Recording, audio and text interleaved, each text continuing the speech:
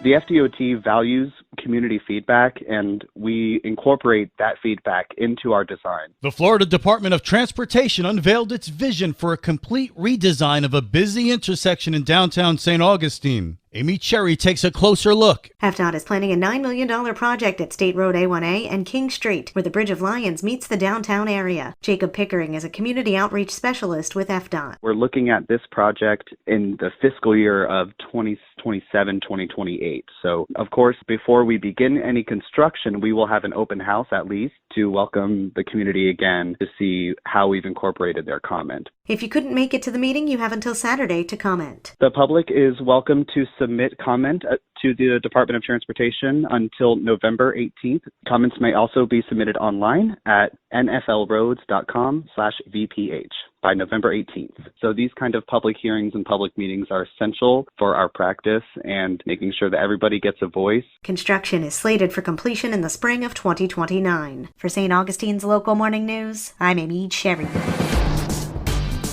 This local news is a service of your hometown Toyota dealer, Beaver Toyota US 1 St. Augustine, here to wow you.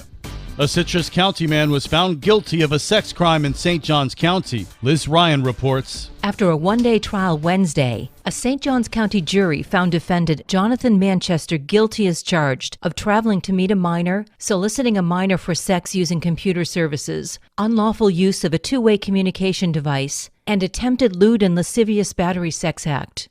In July of last year, the St. Johns County Sheriff's Office conducted an undercover operation which targeted suspects using the internet to sexually exploit children.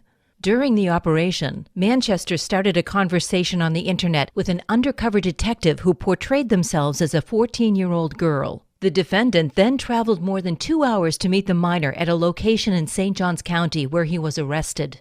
The case was investigated by the St. Johns County Sheriff's Office. Assistant State Attorneys Caitlin Payne and Holly Southworth successfully tried the case for the state. The Honorable Lee Smith presided over the case and will pronounce sentence at a later date. Manchester faces up to 15 years in prison for the crimes. For St. Augustine's Local Morning News, I'm Liz Ryan.